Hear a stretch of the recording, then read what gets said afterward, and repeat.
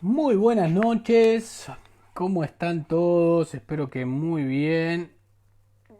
Yo súper ansioso por esta charla. Sí, es una de las que más me gustan.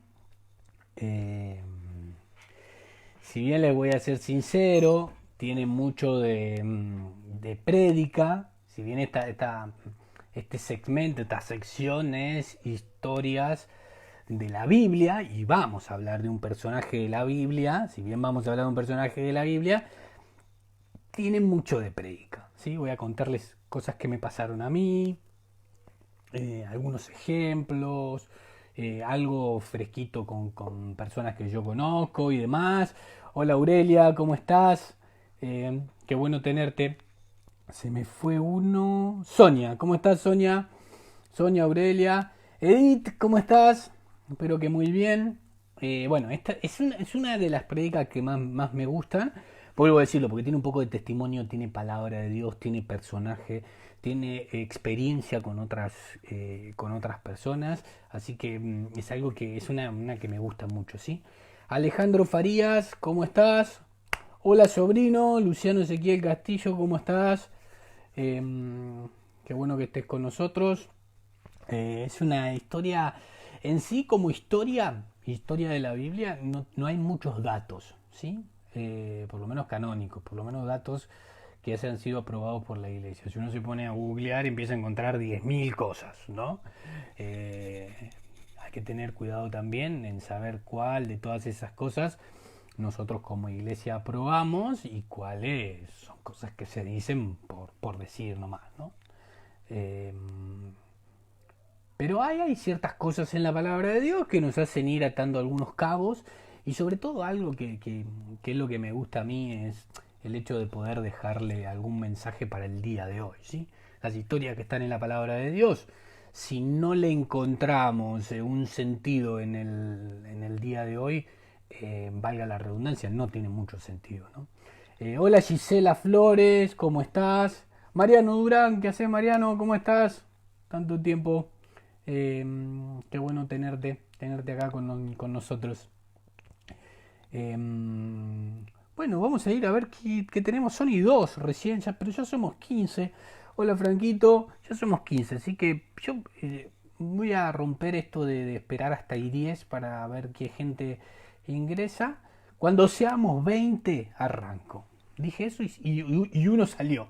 Así que no sé, pero bueno, vamos a tratar de esperar. Si somos 20 o 20 o 10. Ya con 20 arranco la historia, porque después me paso de las 9 y no quiero poder respetar el horario y también porque sé que ustedes están ahí con cosas, es hora de la cena, la familia y demás, así que quiero respetar eso, quiero que a las 9 se va. Lo que pasa es que a veces me apasiono, me embalo con lo que estoy contando y se pasa la hora no me doy cuenta, ¿sí?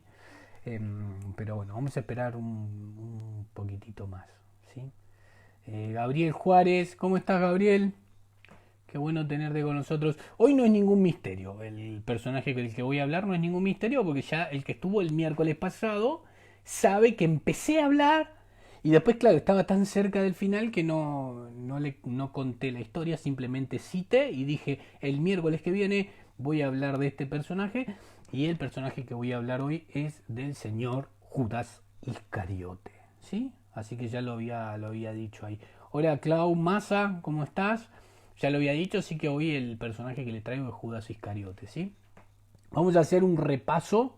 Siempre me olvido de alguno, espero que esta vez no me olvide de ninguno. El primer encuentro no hablamos de el otro Judas, ¿sí? Hay más, pero de otro Judas, que es Judas Macabeo. Ese fue el primero. El segundo hablamos de Ruth, ¿sí? Que muchos me preguntan dónde está el de Ruth. Claro, porque lo buscan en la página de Experiencia Renove y siempre aclaro esto. El de Ruth salió por mi perfil personal, Andrés O. Castillo, porque ese día Facebook estaba caído y no lo podía sacar. El único que tenía abierto era mi perfil, entonces salió por ese lugar, ¿sí? El segundo fue Ruth, el tercero fue Gedeón, ¿sí? El cuarto fue Meribal, El quinto, vieron que siempre me olvido. Ah, el quinto fue en Nabucodonosor. Y me olvidé el del miércoles pasado.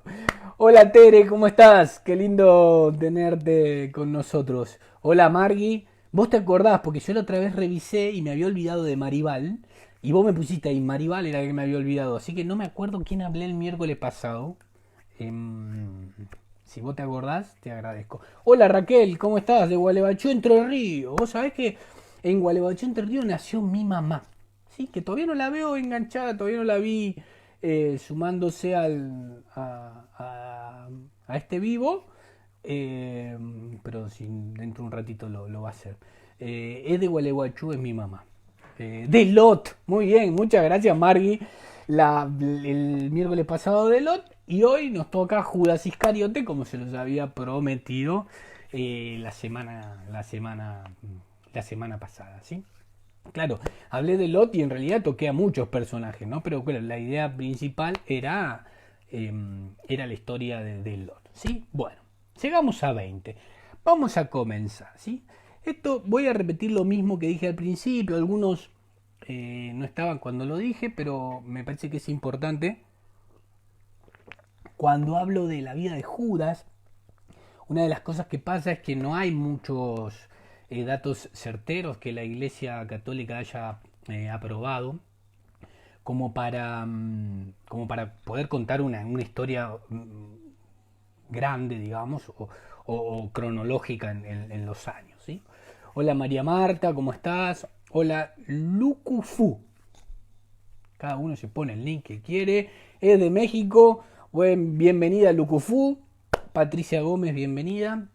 No hay ciertos datos, vuelvo a decir, si uno entra a Google va a encontrar cualquier cosa sobre todo este tema y sobre todo después de un par de películas que se han dado a nivel mundial, se ha hablado muchísimo sobre el Evangelio de Judas, el Evangelio de Magdalena y demás. Se ha hablado muchísimo, pero de lo que la Iglesia prueba hay muy poco, ¿sí? Entonces, eh, vamos a ir tratando de unir esos cabos sueltos que tenemos como para darle un sentido a la historia. Pero decía que me gusta mucho cuando hablo de Judas, porque en realidad es una prédica encubierta, ¿sí? Siempre trato de dejar un mensaje para el día de hoy, pero esto ya tiene un carácter más de prédica porque hablo sobre testimonios míos, sobre experiencia con otras personas y demás. Siempre cito un ejemplo que me parece fabuloso cuando hablo de este momento.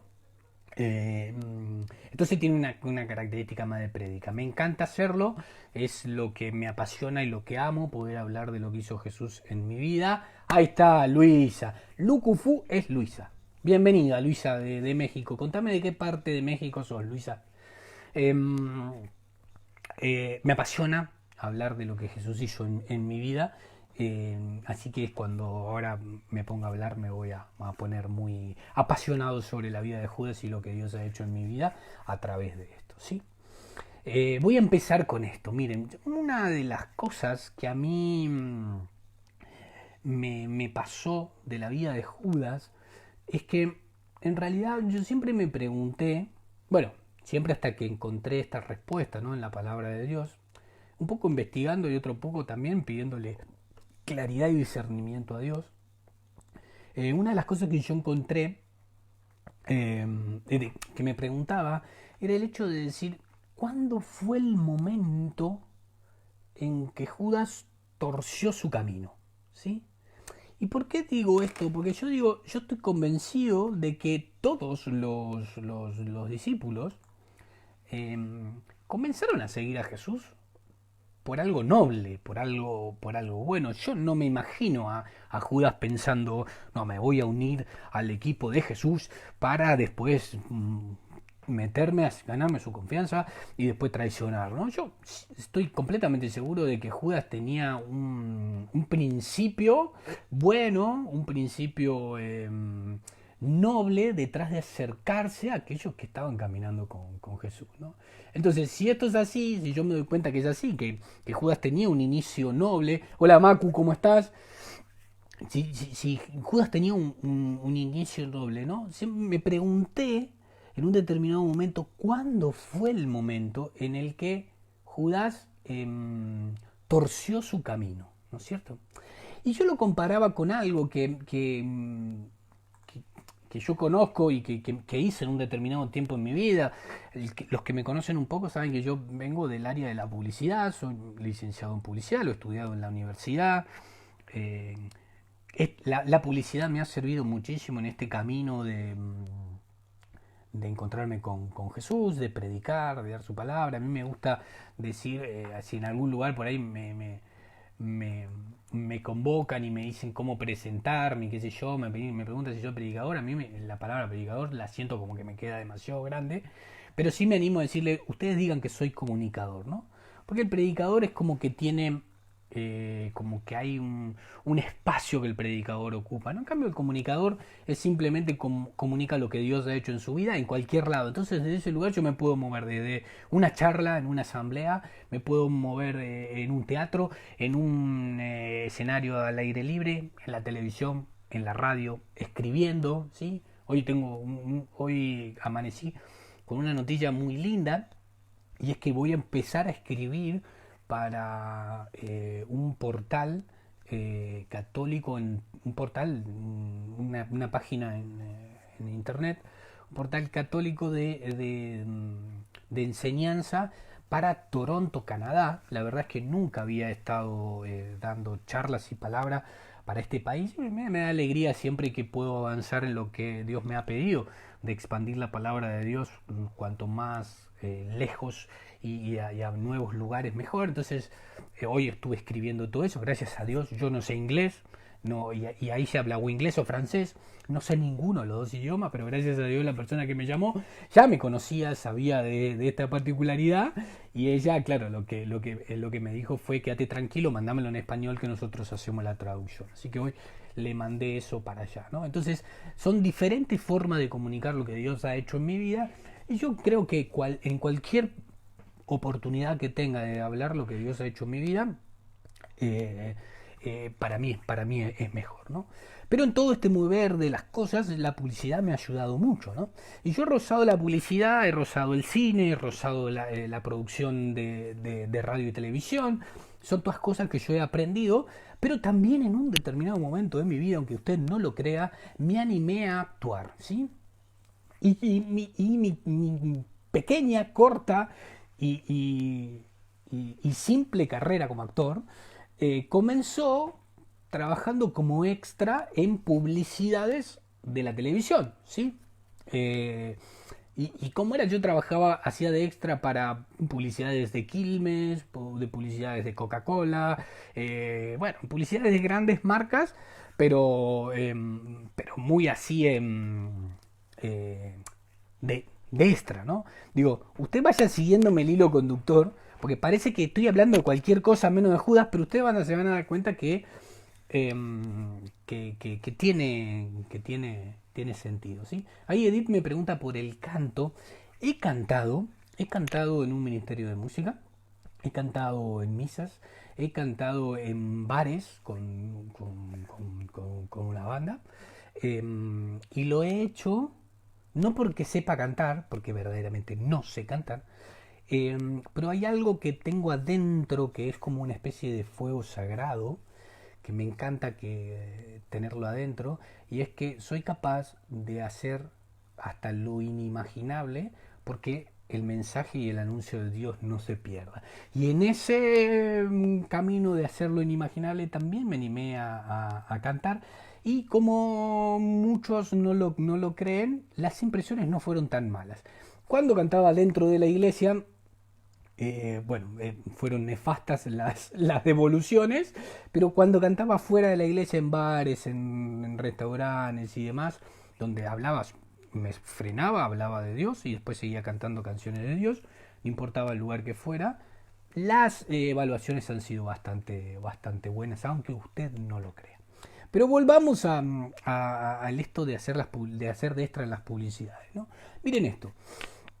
Una de las cosas que nosotros hacíamos cuando íbamos a hacer de extras en las publicidades era esto, ¿no? Nosotros, entre los que estábamos en el grupo de las personas que trabajábamos como extra, teníamos algo que era como una meta, ¿sí? Como un objetivo.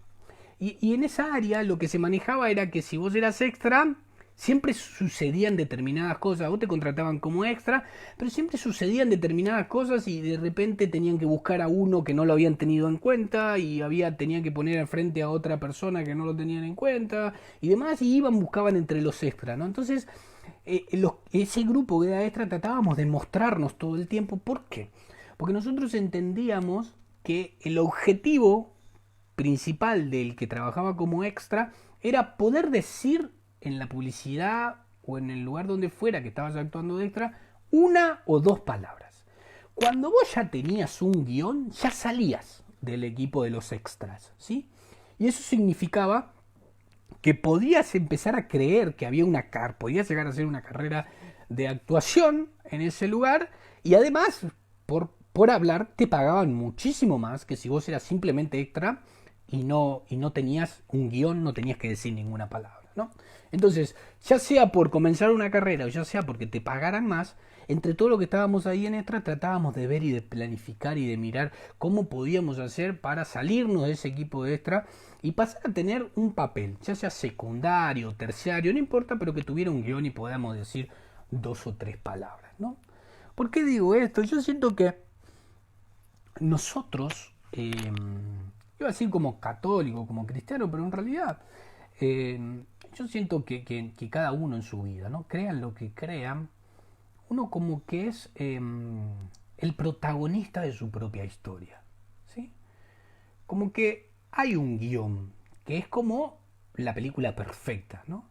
Pero que además de ser, además de que ese guión exista, nosotros además de poder ser el protagonista también vamos caminando por esa película que es nuestra vida, decidiendo si queremos ser el protagonista o no ser el protagonista, decidiendo si seguimos el guión del plan perfecto o armamos nuestro propio guión, ¿sí? Hay muchos actores que se conocen por salirse del libreto y que quede bien, ¿no? Porque si no, no te llaman más, pero salirse del libreto, improvisar, y eso hace que le dé un plus al guión que está dado, ¿no? Entonces, nosotros caminamos por la vida más o menos parecida, ¿sí? Buscando quiénes son nuestros personajes principales, quiénes son los secundarios y sobre todo también decidimos quiénes son las personas que van a atravesar por nuestra vida y que se van a meter dentro del grupo de los extras, ¿sí? Y recuerden esto, los extras en las publicidades, en las películas y en la vida misma son esas personas que están en tu vida, pero por las cuales no siquiera escuchás lo que dicen, no te interesa lo que tienen para decir y de hecho ni siquiera tienen unas líneas para decir algo en tu vida, ¿sí? Y yo me he dado cuenta que muchas cosas, ahora sí, los que somos cristianos, los que somos católicos, muchas veces en nuestra vida somos capaces de poner en ese papel de protagónico de nuestra vida a Jesús. Pero otras veces no.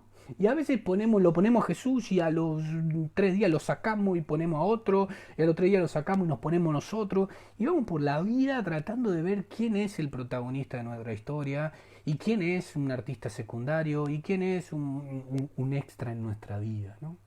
Entonces yo me preguntaba, también por un ejemplo que les voy a contar ahora, ¿no? Yo me preguntaba, en la vida de Judas, en la película de Judas, si uno quiere hacer el paralelo, ¿cuándo fue que Judas dejó de ver a Jesús como el protagónico de su película? ¿Cuándo fue que Judas decidió que Jesús ya no iba a ser el artista principal de su película y que Jesús iba a pasar a un costado a formar parte de ese equipo de extras donde nadie le interesa lo que vayan a decir, ¿no? Y yo digo, debe haber algún momento, porque la vida de Judas no pudo haber empezado tan noble y haber terminado de la forma que terminó. En el medio tiene que haber una decisión, ¿no? Y yo me recordé, mientras estaba pensando esto y hacía el paralelo con uno de mis trabajos y demás, yo recordé la anécdota que tuve con un amigo mío, ¿no? Nosotros cuando yo fui siempre, desde muy chico, pertenecí a una parroquia, ¿sí? Que en realidad, si bien uno no deja de ser parroquia, tenía la característica de ser un santuario donde venía mucha gente de muchos lugares diferentes. Y yo me crié en ese lugar, ¿no? En un lugar donde había abundancia de todo. Había misas para 6.000, 7.000 personas. Querías elegir un grupo de oración y tenías 17 propuestas diferentes durante la semana con diferentes horarios. Querías formarte y había iniciación cristiana, discipulado, Samuel, que era una parte en la que se perfeccionaba o se profundizaba el ser discípulo misionero, ¿no? Como que había muchas cosas, había misa de sanación, misa para embarazada, había mucha propuesta de muchas cosas, ¿no? Y en esa propuesta de muchas cosas también había muchos jóvenes como yo, que recién estábamos empezando en el camino de Dios, que teníamos una gran pasión en el corazón, ¿no? Y lo que nosotros hacíamos era ese santuario, tenía un subsuelo, que era el lugar donde dejaban que los jóvenes se reunieran. Y yo recuerdo que nosotros nos reuníamos en ese subsuelo, y éramos varios, éramos casi 20, a veces éramos más de 20, y nos reuníamos en ese subsuelo, y el motivo de la reunión, de la charla, de lo que nosotros hacíamos en ese lugar, era ver cómo cambiábamos el mundo, ¿sí? Y nosotros no lo pensábamos de una forma metafórica o de una forma idealista o de algo como algo efímero, sino que cuando nosotros nos sentábamos a ver cómo íbamos a cambiar el mundo, nosotros nos sentábamos a ver cómo íbamos a cambiar el mundo. Y traíamos problemas internacionales a la mesa, lo que estaba haciendo, las decisiones que estaba tomando un presidente en otra parte del mundo, el hambre que había una noticia que pasaba, no sé, en África o en el este de Europa, y nosotros tratábamos de ver cómo a través de lo que Dios nos influía podíamos cambiar el mundo, y nuestra meta era cambiar el mundo, y esos 20 ahí reunidos estábamos completamente convencidos de que Dios nos llamaba a cambiar el mundo, ¿sí? El tiempo fue pasando y yo recuerdo una de las noches, porque eso era de tarde-noche, los sábados, habíamos terminado ese sábado tarde de hablar cómo cambiábamos el mundo, qué íbamos a hacer, y uno de los chicos que estaba, como le quedaba lejos su casa, iba a venir a dormir a mi casa, se quedaba el sábado a la noche a dormir en mi casa y al otro día, el domingo, se volvía para su casa, ¿no? Y yo recuerdo que él me dijo, Andrés, ¿me puedo quedar en tu casa hoy? Yo le dije, sí, claro, quédate, no hay problema. Y él me dijo, en realidad no es solamente por quedarme, necesito hablar con vos de algo, ¿no? Yo le dije, sí, claro, bueno, vení a casa. Esa noche nos pasamos toda la noche hablando, ¿no? Pero entre una cosa y otra, él me dijo algo que a mí me marcó, ¿no? Y él me dijo, mira, Andrés, yo me he dado cuenta que en mi vida no tengo nada. Yo no estudio, yo no trabajo, yo no tengo novia para andar. Algunos ya tenían novia en ese momento, ¿no? Yo no, pero algunos ya tenían novia en ese momento. No tengo novia con quién estar. Y él empezó a decirme diferentes cosas que él sentía que no tenía, ¿no? Y empezó, dijo, no tengo auto, no tengo casa, la verdad es que no tengo nada, ¿no? Y cuando él me dijo eso, yo pensé que él me iba a empezar a hablar y a contarme sobre su vida de faltarle cosas, ¿no? Y en realidad él me dijo, mira, ¿sabes qué? Eso no me preocupa, lo que sí me preocupa es que yo siento que en algún momento lo voy a tener, siento que en algún momento o voy a estudiar o voy a empezar a trabajar, siento que voy a tener novia, que voy a formar una familia, que voy a tener un auto, una casa, siento que en algún momento lo voy a tener, ¿sí? Pero lo que yo tengo miedo es que el día que empiece a tener cosas, no siga a Dios como lo estoy siguiendo hoy. Y a mí esa frase me quedó muy marcada durante mucho tiempo, ¿no? Yo en ese momento le dije, bueno, no es necesario que vos dejes de seguir a Dios porque tengas cosas, porque empieces a formar una familia. No me parece que que anheles esas cosas te haga apartarte del camino de Dios, ¿no? Le dije, tranquilo, yo imagino que tu vida va a ir acomodándose, ¿no? Esa noche pasó, pero yo me quedé muy marcado eso en mi cabeza, ¿no? El tiempo pasó. Nosotros, los 20, dejamos de reunirnos en ese subsuelo, cada uno empezó a ir por un lado, por el otro, y después de que pasaron unos años, yo me di cuenta de que de esos 20 que nos reuníamos, y a veces éramos más, ¿no? yo empecé a tratar de ubicarlos, dónde estaba cada uno, a ver qué era lo que estaba haciendo.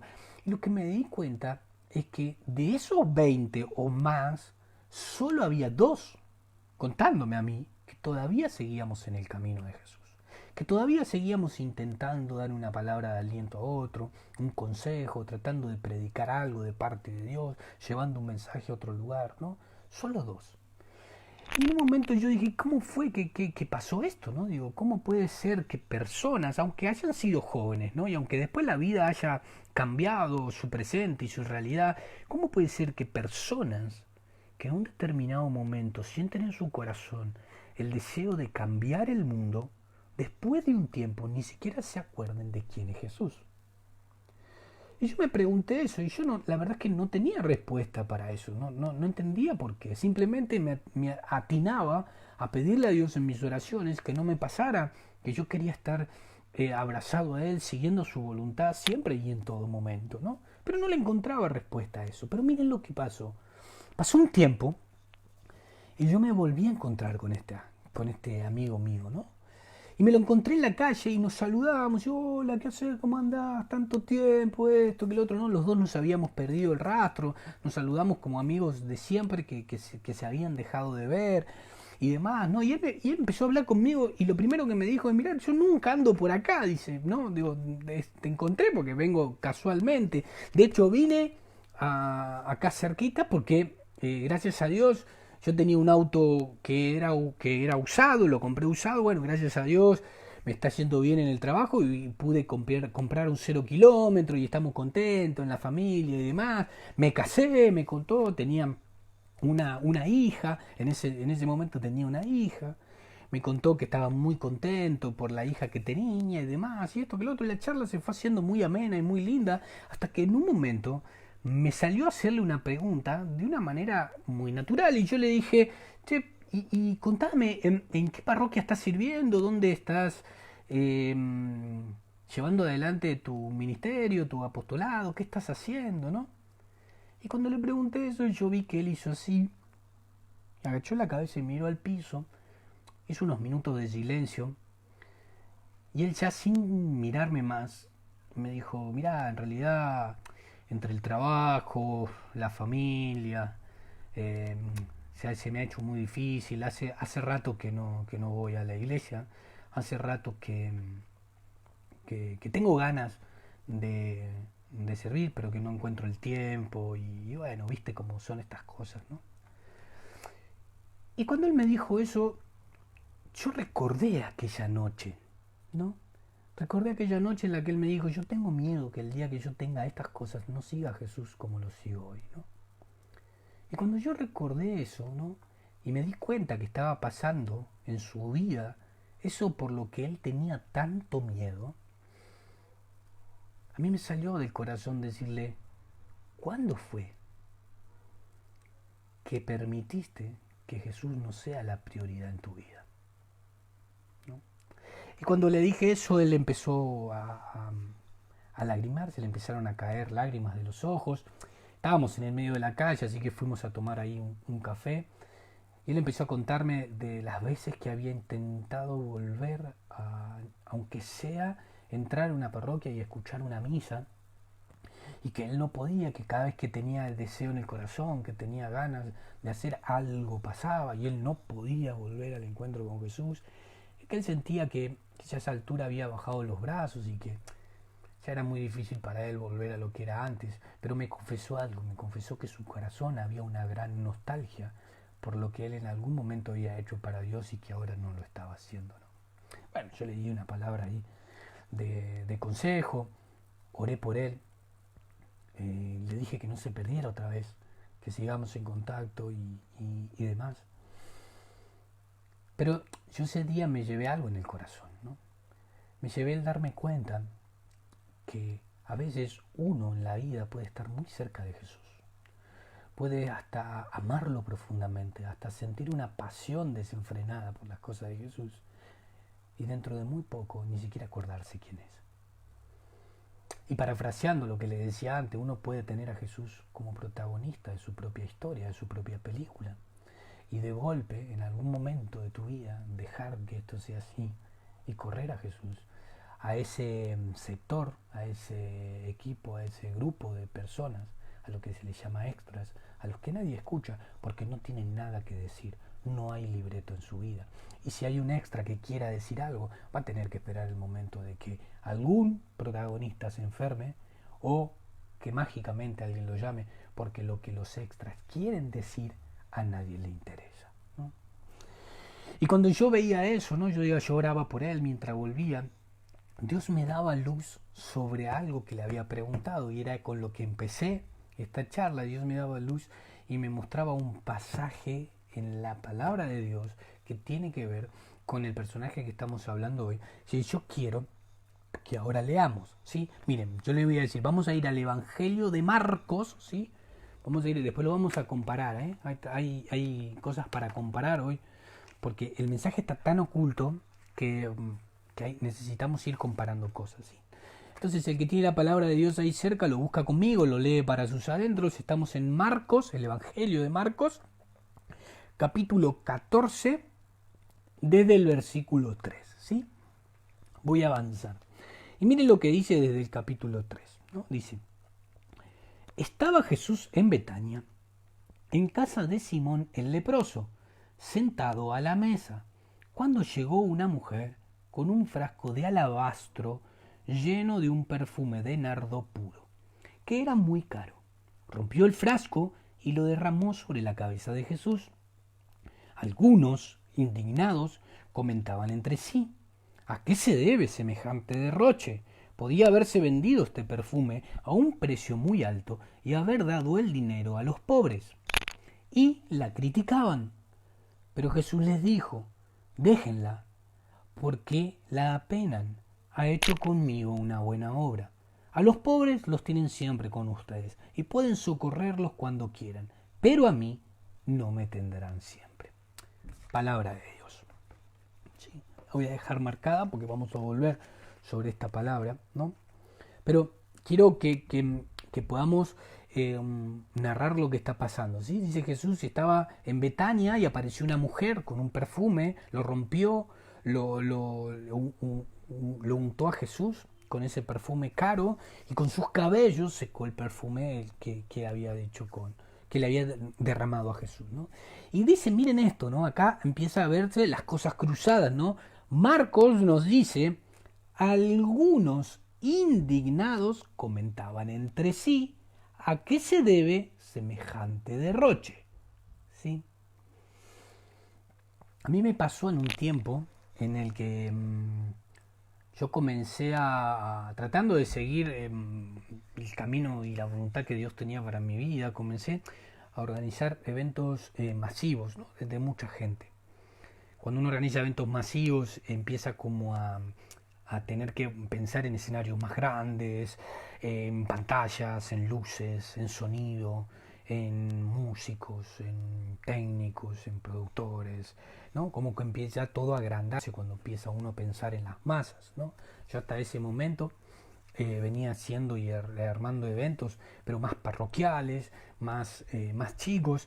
Entonces, lo primero que cambia en esto de pasar de lo parroquial a lo masivo es la gran cantidad de dinero que se necesita para montar un evento para 15, 20, 30 mil personas, que no es lo mismo para montarlo para 100, ¿no? Y yo recuerdo que a mí me pasó algo parecido cuando yo empecé a contar que sentía que Dios me mandaba a cada vez hablarle de Jesús a más cantidad de gentes y que pensaba que era necesario montar algo acorde a lo masivo, a lo que Dios me mandaba. Empezaron como a haber ciertas críticas, ¿no? La primera crítica que recuerdo muy bien que recibí fue el hecho de decir, este se agrandó, ahora quiere hablarle a las masas, ¿no? Como si en mi vida hubiera un gran ego, ni siquiera ellos sabían en el lío que yo me estaba metiendo, ¿no? Pero la gente como que enseguida cuando ve algo que no le parece muy bien, el famoso no comparto, ¿no? Cuánto juzgamiento y cuánto hablar de más hay oculto en el yo no comparto. Para mí eso no debería ser, ¿no? En esas frases que muchas veces se escuchan de la gente, por lo general, de la que está más cerca, de la gente que te acompaña en la misma parroquia, de los servidores que han trabajado con vos, ¿no? Hay muchas cosas. Lo primero fue eso, se agrandó. Lo segundo fue tanta cantidad de dinero, habiendo tantos pobres dando vuelta por ahí, algo similar a esto, ¿no? Bueno, yo aprendí con el correr del tiempo que la gente no hace estas cosas por maldad, ¿sí? Sino que la gente hace este tipo de críticas, ¿no? Otros tal vez sí sean con maldad, pero este tipo de críticas son más porque la gente se ve interpelada a ella misma, ¿no?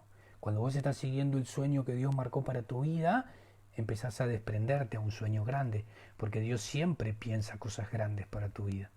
Cuando vos decidís decirle que sí a Dios, a un sueño grande, la otra gente que todavía no se ha animado a decirle que sí, a eso grande que Dios tiene preparado para él o para ella, se siente interpelado, se siente amenazado, se siente inseguro, ¿no? Entonces le quedan dos caminos: o hacerse cargo de lo que Dios pensó para su vida y decirle que sí a Dios, o tratar de matar tu sueño y decir que tu sueño no es algo de parte de Dios para que ellos se queden tranquilos, ¿no? Y mucha gente hace eso, trata de matar tu sueño para quedarse tranquilos ellos en su comodidad y en ese no decirle que sí a Jesús, ¿no? Pero más allá de esto, yo creo que esto es lo que está pasando en este momento, ¿no? Cuando vieron que esta mujer derramó ese perfume en Jesús, un perfume muy caro, nos relata la palabra de Dios, dice, Marcos nos dice, algunos dijeron, ¿a qué se debe semejante derroche de perfume? ¿No? Y además como que se pusieron en un papel de decir lo que había que hacer, ¿no? Y dijeron, podía haberse vendido ese perfume en un precio muy alto y haberle dado el dinero a los pobres, ¿no? Como que se pusieron en el lugar de lo que había que hacer, ¿no? Ahora quiero que miren esto, ¿no? Porque Marcos, en el Evangelio y en este capítulo, nos habla de algunos indignados. Sin embargo, no es el único evangelio que habla de este pasaje, y hay otro que es Juan, que no va a hablar de algunos. Marcos es como medido, dice algunos, no quiere nombrar a quién, ¿no? Sin embargo, Juan sí dice con nombre y apellido quién era el que dijo esa frase, ¿no? Y vamos a leerle. Esto está en Juan 12, Juan capítulo 12, en el versículo 4 y versículo del 4 al 6, ¿no? Dice 12, 4 al 6. Y mire lo que dice, ¿no? Dice, Marta servía a Lázaro y era una de las que estaba en la mesa. Entonces María se presentó con un frasco de perfume, ¿sí? Dice, muy caro, casi medio litro de nardo puro, y ungió con él los pies de Jesús. Después los secó con sus cabellos. La casa se llenó de una fragancia del perfume. Escuchen, dice Juan, Judas Iscariote, uno de los discípulos, el que lo iba a traicionar, protestó diciendo, ¿por qué no se vendió este perfume en 300 denarios para repartirlo entre los pobres? ¿No? Miren qué interesante, ¿no? Leíamos en Marcos es como más medido, ¿no? Volvemos a Marcos, estamos en Marcos 14. Volvemos a Marcos porque ahora se van a dar cuenta de lo que le voy a decir, ¿no? Marcos no se anima a decir que el que había dicho eso es Judas Iscariote, pero el que lo manda enfrente es Juan, ¿no? Juan dice, fue Judas Iscariote el que dijo eso, ¿no es cierto? Y cuando yo leí esto, yo digo, bueno, a ver, yo puedo creer que algo así, en medio de la nada, podría haberlo dicho Pedro, ¿no? Si ustedes vienen siguiendo los miércoles, yo muchas veces he dicho esto. Pedro era una persona que primero hacía y después pensaba, ¿no? Entonces, claramente podría haber sido Pedro el que dijera eso abiertamente, públicamente, y adelante de la mujer María, que la llama Juan, y adelante de Jesús, ¿no? Tranquilamente, pero Pedro no fue.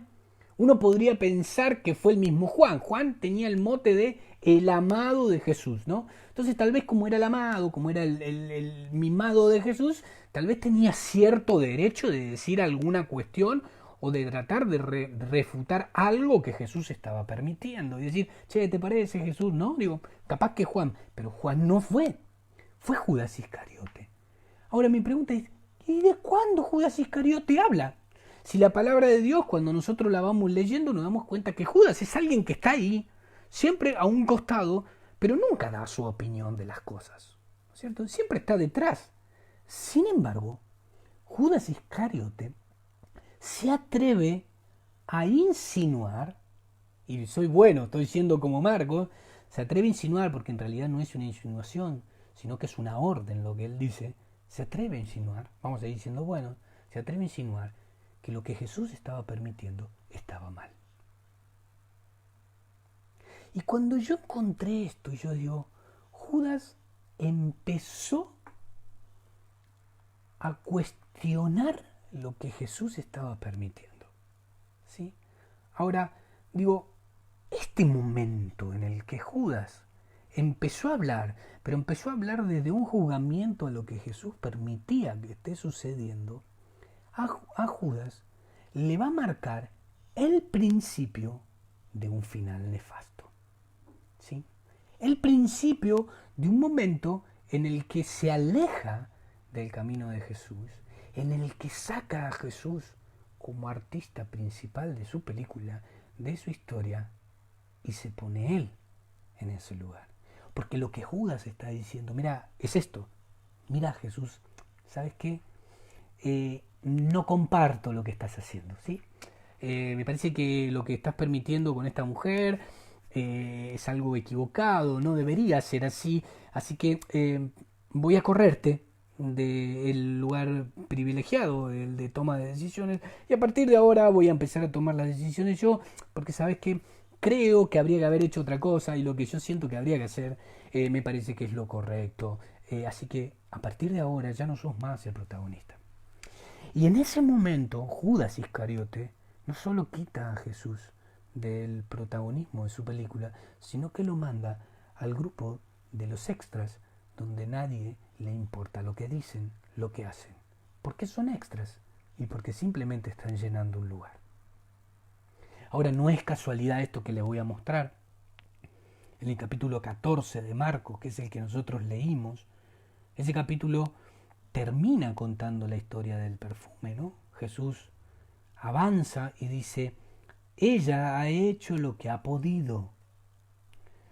Se ha anticipado a ungir mi cuerpo para la sepultura. Les aseguro que en cualquier parte del mundo donde se anuncie la buena noticia será recordada a esta mujer y lo que ha hecho. ¿Sí? Ahora miren esto. Inmediatamente después que termina esta historia y el juzgamiento de Judas y el correr a Jesús de la historia principal de Judas, aparece un nuevo título en el Evangelio de Marcos. Es pegado a continuación.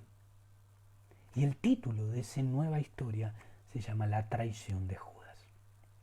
No es casualidad que inmediatamente después de que Judas haya corrido a Jesús del protagonismo de su historia, lo próximo que le tocara a Judas sea la traición a Jesús.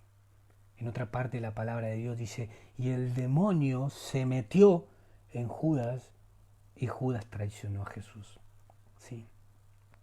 A ver, yo lo que quiero contar con esto, ¿no? Más allá de la vida de Judas, no tenemos muchos. Sabemos que la vida de Judas se conoce por su traición, ¿sí? Básicamente eso es lo que conocemos de Judas, ¿no? Pero para ir metiéndonos en el mensaje del día de hoy, ¿no? Yo me he dado cuenta que nosotros actuamos hoy en día de la misma manera. Me he dado cuenta que nosotros actuamos igual, que nosotros somos capaces de ponernos a orar, a pedirle a Jesús, a darle gracias, ¿sí? A interceder por los hermanos, pero que cuando empezamos a pedirle a Jesús podemos pedirle algo y Jesús no nos lo da. De repente Jesús no lo da y nosotros llevamos tiempo orando y pidiéndole a Jesús determinada cosa y Jesús no lo da. Y uno puede seguir la propia vida. Uno puede seguir, a ver, le estoy pidiendo a Jesús cambiar de este trabajo, porque la verdad que este trabajo me cansa mucho, este trabajo no me da lo suficiente para poder vivir cómodamente. Yo le puedo seguir caminando si Jesús no me da, que le he pedido, parafraseando la vieja historia, cambiar el auto, porque el que tengo ya está más veces frenado por lo que hay que arreglarle que las veces que puedo andar y lo necesito para trabajar. Y hace rato que le vengo pidiendo a Jesús que pueda cambiar el auto, que pueda cambiar la casa. ¿Sí? Y hay ciertas cosas como que entran en el parámetro de que si Jesús no me la da, bueno, Dios sabe y sus tiempos son los correctos. Pero hay ciertas cosas que no. Y está bien, yo puedo esperar que el auto no llegue.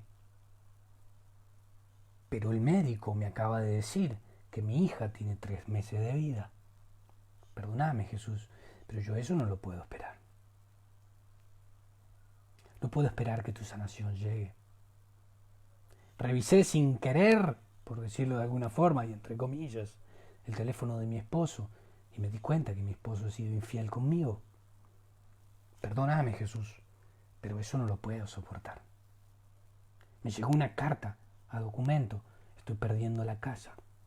Perdóname, Jesús, pero eso yo no lo puedo tolerar. Y hacemos ante determinadas cosas que la vida nos propone exactamente lo mismo que hizo Judas. Y corremos a Jesús de nuestra vida. Decimos, mira, ¿sabes qué, Jesús? Hasta acá te he dejado que actúes. ¿Y sabes qué? Mi hija está enferma, mi matrimonio está destruido, estoy perdiendo la casa, me estoy quedando en la calle. ¿Sabes qué? La verdad, he dejado que vos comandes mi vida, pero la verdad es que mi vida ha sido un desastre. A partir de ahora te voy a despedir, por favor, Jesús, que te corras y que te pongas en el grupo de los extras. Porque sabes qué, a partir de ahora voy a empezar a comandar yo, porque sabes qué, creo que tengo mejores recursos para comandar mi vida de lo que vos has hecho. Y cuando nosotros sacamos a Jesús y lo corremos del plano protagónico de nuestra vida, Jesús se corre. Jesús no nos obliga a que lo sigamos. Jesús no nos obliga a que escuchemos su voz. Jesús no nos obliga a que sigamos su plan perfecto. Y cuando nosotros le decimos a Jesús, Señor, correte, porque ahora voy a comandar mi vida yo, y ya no vas a estar como protagónico, sino que vas a estar como extra. Y sabes qué, todos los que están en mi vida, en el grupo de los extras, por más que hablen, no les presto atención, porque los extras no tienen derecho a hablar. Y cuando nosotros empezamos a actuar de esa manera, nos pasa exactamente lo mismo que a Judas. Esa decisión es una decisión nefasta. Correr a Jesús del protagónico de nuestra vida es una decisión nefasta y es el principio del fin de cada una de las cosas que nosotros tenemos en relación con Jesús. Y yo pensaba esto, ¿no? Y yo decía, ¿cuántas veces nosotros en nuestra vida actuamos como Judas? Nosotros leemos la palabra de Dios y nos horrorizamos por la gran traición de Judas al Maestro. Sin embargo, ¿cuántas veces en nuestra vida nosotros somos capaces de actuar exactamente igual que Judas? Y no una vez, sino 2, 3, 4, y repetirlo tantas veces en nuestra vida, que hasta llega un momento como aquellos 20, que aunque tuviéramos un momento en nuestro corazón, la pasión de seguir a Jesús y cambiar el mundo, llega un momento que ni nos acordamos de quién es una tal persona que se llama Jesús. Y nuestra vida empieza a meterse en un sinfín de problemas. Y yo lo he dicho muchas veces, y acá los miércoles también lo he dicho, que tengas una vida con Jesús no te hace no tener problemas. Pero la diferencia de tener problemas con Jesús y tener problemas sin Jesús es que cuando tenemos problemas sin Jesús no tenemos a quién recurrir.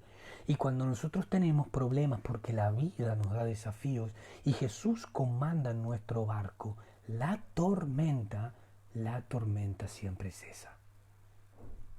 Nosotros podemos tener miedo, ¿sí? Podemos tener miedo porque el mar se convulsionó, dice la palabra de Dios. Iban los discípulos en la barca y el mar empezó a levantar olas, el viento empezó a soplar y los discípulos empezaron a tener miedo. Y Jesús dormía. Y le dijeron, nos estamos por morir y vos dormís. Jesús se levantó, habló con el viento, habló con el agua y el problema se solucionó. ¿Qué hubiera pasado si en esa barca Jesús no hubiera estado? ¿Quién hubiera sido el que parara el viento y la tormenta en el mar? Nosotros actuamos de la misma manera. Pero ¿saben qué? Hay una perla detrás de todo esto que yo les quiero dejar. Y hay una comparación que a mí me encanta hacerla. También la hago en esta charla, que es una charla que me gusta mucho dar, porque es muy simple y muy clara de cómo nosotros actuamos delante de Dios cuando tenemos problemas, ¿sí? Hace poco me llamó un amigo, ¿no? Y me dijo, mira Andrés, hace tiempo que vengo pidiéndole a Dios un montón de cosas. Y yo no creo que la relación con Jesús sea rogarle todo el tiempo para que Él actúe, rogarle toda la vida mía para que Él actúe. ¿Sabes qué? Si este es el Jesús en el que nosotros creemos, no me interesa más. Y cortó esa charla, ¿no? Digamos, como si yo fuera alguien que, que lo hiciera recordar a ese Jesús, ¿no? No sé hablar de otra cosa. Y él me dijo esto y me dijo, Andrés, si alguna vez te intereso, te voy a interesar así, lejos de Jesús, ¿no? Y así cortó. Por un lado me dio gracias. Yo me relaciono con muchas personas, no solo que no creen en Dios, sino que hablan mal de Dios, ¿sí? Y yo siempre, cuando estoy hablando, cuando estoy compartiendo con esas personas, yo siempre pienso una cosa, ¿no? Y pienso que si Dios no interviene en la vida de esas personas, yo no soy quien para intervenir. Y digo intervenir desde el juzgamiento, del de decir estás equivocado, de decir esta tu vida no es así como tiene que ser, ¿no? Digo, ¿cuántas veces yo actúo como Judas?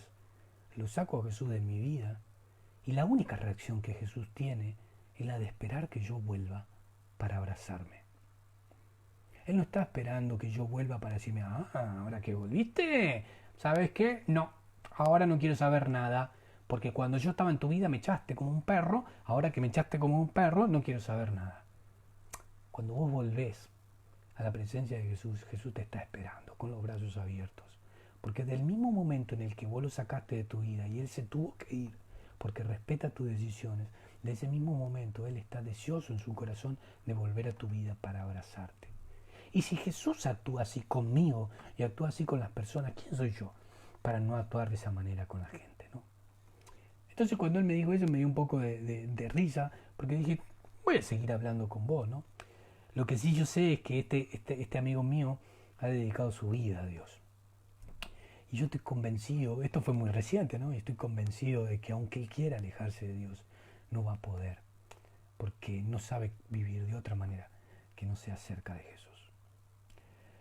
Yo muchas veces me he enojado con Jesús a lo largo de mi vida, ¿sí? Se lo he dicho a él mismo, ¿no? Siempre creo que uno tiene que ser franco con Jesús. Hay gente que me dice, no, ¿cómo me voy a enojar con Jesús? Jamás me podría enojar con Jesús, ¿no? Y yo digo, mira, ¿sabes qué? Yo soy humano, a veces me equivoco, me enojo con Jesús. Pero yo sí soy de los que cree que a Jesús hay que hablarle con sinceridad, porque Jesús sabe todo de nuestra vida. Si yo no le digo que estoy enojado y estoy enojado, Él lo sabe igual.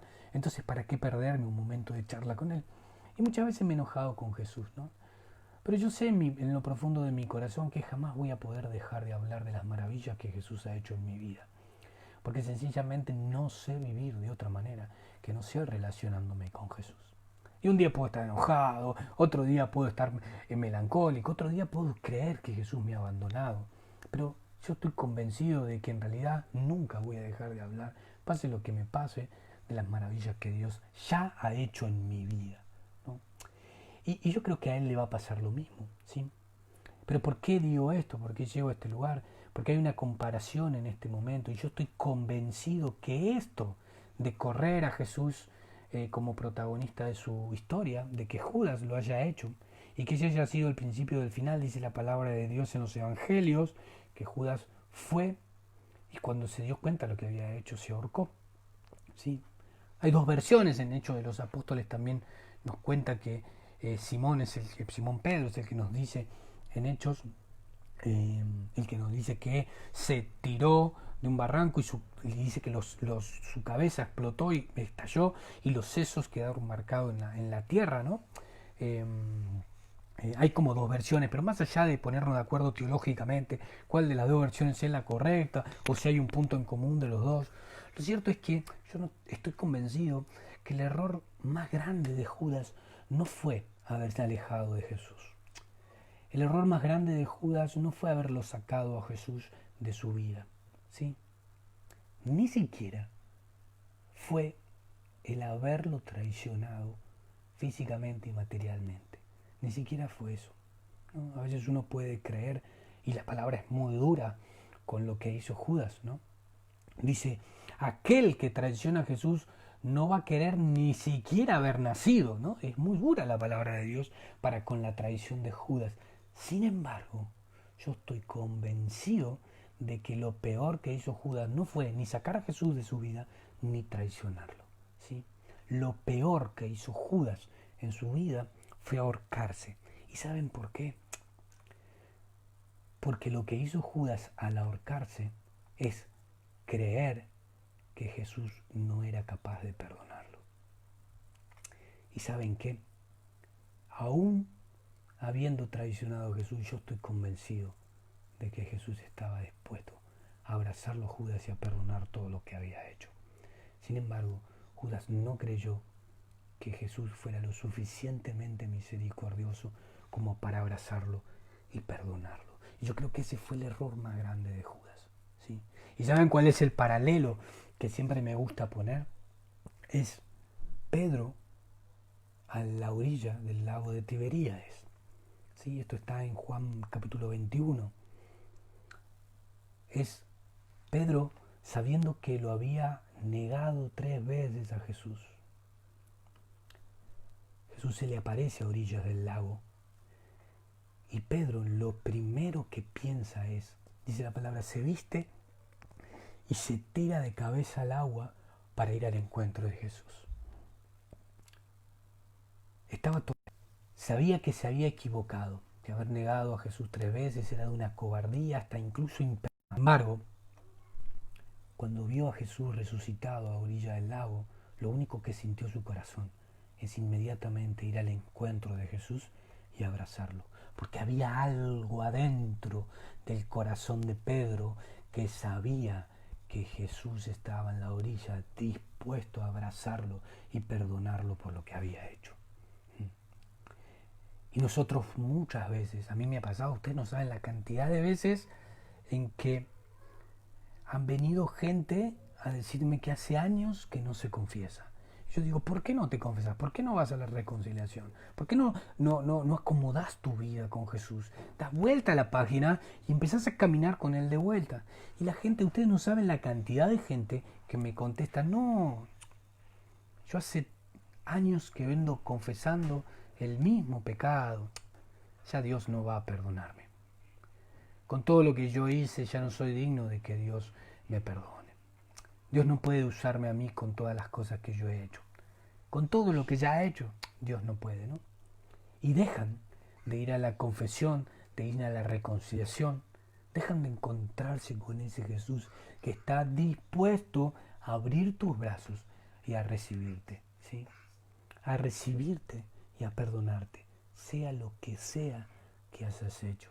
Si en tu corazón hay arrepentimiento, si en tu corazón hay deseo y pasión por volver al camino planeado, Jesús siempre está dispuesto a recibirte con los brazos abiertos, ¿sí? ¿Y saben qué? Miren, voy a contarles algo.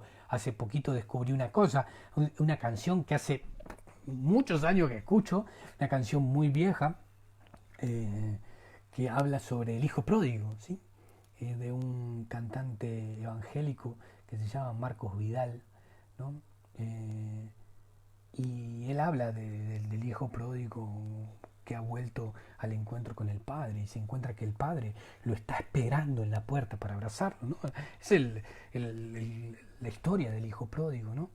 Pero cuando empieza la canción, yo escuchaba una musiquita rara, incluso una musiquita conocida.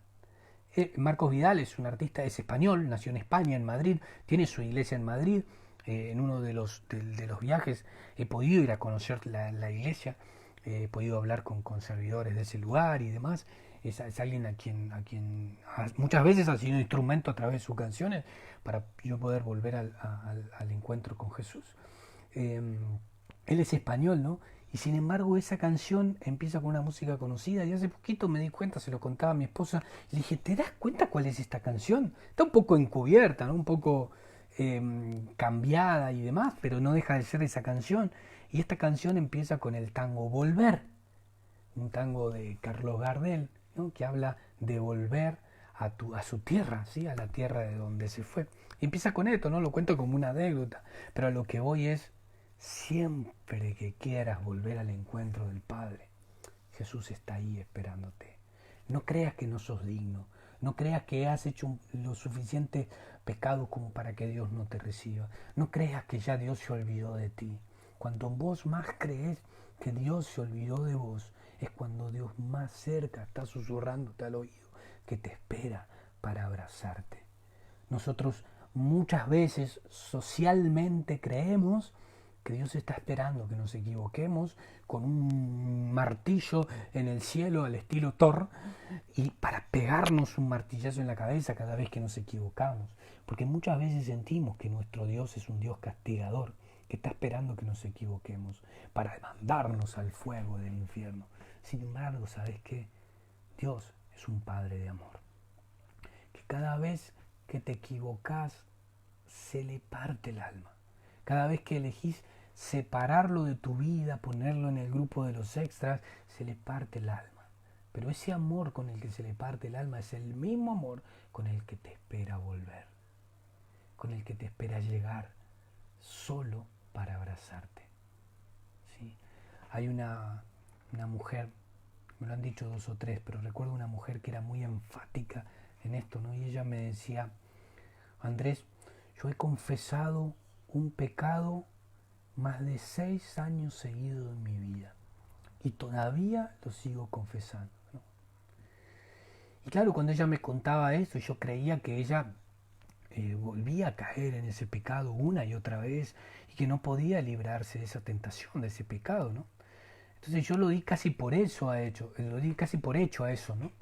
Y le preguntaba, pero ¿por qué volvés a caer? ¿Qué es lo que pasa? Tenés que evitar las situaciones que te llevan a esa tentación, ¿no? Empecé a dar un típico consejo que uno da en estos momentos. Y ella me dijo, no, ese pecado yo no lo volví a hacer. Lo cometí, me lo contó el pecado, ¿no? Pero no viene al caso. Lo cometí hace 6 años y yo lo confieso una y otra vez y otra vez y otra vez, porque en realidad no lo puedo sacar de mi mente. Y ya llevo 6 años confesando el mismo pecado y no sé qué más hacer. Y yo le dije, mira, necesito que vos entiendas algo. Le dije, cuando confesaste ese pecado por primera vez y reconciliaste tu corazón, Dios lo borró de la faz de la tierra. Desde el segundo confesionario, de la segunda vez que te fuiste a confesar y hablaste con Dios de ese pecado, Dios no tenía la menor idea de lo que le estabas hablando. Y llevas 6 años contándole algo a Dios, que estoy seguro que Dios está diciendo, ¿y cuándo hizo esto? Porque sabes que el amor de Dios es tan grande, tan infinito y tan misericordioso, que Él está esperando borrar los pecados de tu vida de la faz de la tierra. Y cuando vos te arrodillás, pedís perdón, te reconciliás y hay arrepentimiento sincero en tu corazón, Dios lo borra de la faz de la tierra. Sea el pecado que sea, Dios lo borra de la faz de la tierra. Porque lo que Dios quiere en todo momento es tener una relación con vos, una relación de amor. Y esto fue lo que Judas no entendió. Esto fue lo que Pedro, aún en su ignorancia, aún en su brutalidad, como Pedro nos tenía acostumbrados, lo sabía dentro de su corazón. Jesús estaba esperando a la orilla para abrazarlo, para decirle, ¿sabes qué, Pedro? Mira, hay un problema entre nosotros, ¿sí? Me negaste 3 veces, bueno, reconciliémonos, ¿sí? De una buena vez, así corremos esto del medio y te puedo hablar verdaderamente de los planes que tengo pensado para vos. Sí, es muy conocido el versículo donde dice, Pedro, me amas, Pedro, me quieres, ¿sí? Es un momento en la vida de la relación de Jesús y Pedro en la que Jesús está tratando de sacarse de encima ese pecado que los separa para de una buena vez decirle las cosas grandes que tenía preparada para él. A ver, Pedro, le dijo, ¿no? En la traducción Andrés Castillo del Evangelio de Juan, le dijo, a ver, Pedro, Dijo, saquémonos esto de encima, porque no tenés idea de lo que tengo planeado con tu sombra. No tenés idea de lo que tengo planeado con tu vida. Quiero llevarte a grandes lugares. Quiero que te recuerden por la faz de la tierra. Quiero que todo el mundo hable de vos como quien empezó mi iglesia en este mundo. Grandes cosas Dios tenía preparado para Pedro, pero tenía que sacarse eso rápido de encima. Y Pedro podría haber elegido remar esa barca y alejarse de la orilla y escaparse pensando que Jesús lo iba a juzgar por lo que había hecho. Pero Pedro eligió tirarse de cabeza al mar, al lago, e ir al encuentro del Padre, porque en algún lugar de su corazón sabía que Jesús estaba esperándolo para perdonarlo, que sabía que había un Dios que es misericordioso y lo único que quiere es restaurar tu relación con Él. ¿Saben cuál es la diferencia entre Pedro y Judas? Los dos sacaron a Jesús de su vida. Los dos lo pusieron en el grupo de los extras. Los dos lo traicionaron. Pero Pedro siempre supo en su corazón que podía volver a los brazos de su padre. Y Judas creyó que Jesús no podía perdonarlo. El mensaje que quiero darte a través de la historia de Judas es este. No importa lo que hayas hecho. No importa las veces que hayas sacado a Jesús del protagónico de tu vida. No importa las veces que te hayas equivocado. Te hablé de pecados. No te hablé de aquel pecado imposible de perdonar. Hayas hecho lo que hayas hecho, Jesús te está esperando para abrazarte, perdonarte, cambiar esa relación de pecado que hay entre vos y de Jesús y empezar a decirte qué ha pensado para tu vida, qué cosas grandes tiene pensadas para vos. Ese es el Jesús que yo creo y ese es el Jesús que tenés que creer vos. Nuestra vida es de altos y bajos, de decisiones nefastas y decisiones acertadas. De hoy creer que no hay nadie más importante que Jesús y mañana creer que podemos vivir sin Jesús. Así es nuestra vida, así es nuestro camino de santidad. La santidad no es un momento, la conversión no es un momento, son procesos. Y en esos procesos caemos y nos levantamos. Pero lo que siempre tenés que estar seguro, que aunque caigas una y otra vez, y aunque el pozo sea profundo donde te hayas caído, Dios siempre va a estar esperándote para abrazarte, perdonarte, reparar la relación que tenés con Él y decirte lo maravilloso que tiene pensado para tu futuro. Espero que esta vida de Judas, otra vez me pasé, había prometido no pasarme en el horario, otra vez me pasé en unos minutos. Pero bueno, esta es la vida de Judas, ¿sí? La vida de Judas que nos viene a traer a los días de hoy esta enseñanza, ¿no? De saber que Jesús siempre nos espera con los brazos abiertos y que no importa lo que hayamos hecho, sea grande o sea chico, para Él lo importante es arrepentirse y arreglar esa relación que está dañada, ¿sí? Yo no sé en qué momentos estás de tu vida, lo digo siempre, más en esto virtual, que no los conozco, no sé quiénes están del otro lado. No sé lo que está pasando en tu vida, pero si vos tenés un pecado grande es tiempo de reconciliarte con Jesús. Si vos tenés un pecado chico, también es tiempo de reconciliarte con Jesús. Es tiempo de darnos cuenta de que la relación con Jesús, la relación con Dios Padre es una relación de amor. No es una relación de premios y castigos. No es una relación de un padre castigador que está esperando verte caer para refregarte el pecado en el que te has metido. Todo lo contrario. Tanto Dios como Jesús están esperando reconciliar tu vida para olvidarlo y sacarlo por completo de su vida, ¿sí? De la faz de la tierra. Ya Dios se olvida de que eso existió alguna vez. Te agradezco otra vez, como hago todos los miércoles, por estar ahí desde el otro lado, escuchando, permaneciendo, ¿sí? Estando atentos. Digo esto muchas veces, para mí yo siento un llamado a través de comunicar lo que Dios hizo en mi vida. Pero ese llamado no estaría completo si no hubiera gente que quisiera escucharlo, ¿sí? Y vos que estás del otro lado escuchando esto, ¿no? Estás recibiendo un mensaje de parte de Dios, pero también estás completando mi llamado, ¿sí? Estás haciendo que yo hoy pueda decirle que sí a Dios a través de estas palabras que te estoy dando, ¿sí? Ánimo, ¿sí? El secreto no está en nunca caerse. El secreto está en que cada vez que te caigas, te levantes. ¿Sabes por qué? Porque aunque te hundas en el agua, siempre va a haber una mano que te saque. Si hay algo que me gusta decir, se lo digo a los jóvenes sobre todo, ¿no? Digo, si Dios llegara, en este caso Jesús, ¿no? Llegara al principio, ¿sí? A mis 17 años, cuando yo le dije que sí a Jesús con todos los miedos y con todas las incertidumbres de mi vida, y que no sabía ni a dónde Dios quería llevarme. Si Jesús volviera, se parara en la barca de mi vida y me dijera, Andrés, camina sobre el agua, yo volvería a caminar sobre el agua. ¿Y saben qué? Aún sabiendo que en el segundo o en el tercer paso me voy a hundir en el agua. ¿Saben por qué? Porque si no caminas sobre el agua y si no te hundís, no podés sentir los brazos del Maestro sacándote de lo profundo. Y no hay nada más maravilloso que sentir que los brazos de Jesús te sacan de ese lugar de pecado en donde estás y te vuelven a poner en la vida que Él pensó para vos.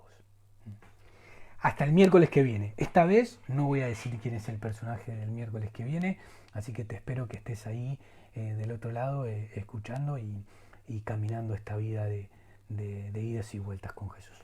Te mando un fuerte abrazo, nos vemos pronto. Seguí con las cosas de Renova, hay muchísimas cosas de Renova pensadas para tu vida, y este camino de Jesús es al andar, ¿sí? Día a día y tratando de dar lo mejor. Nos vemos, hasta la próxima.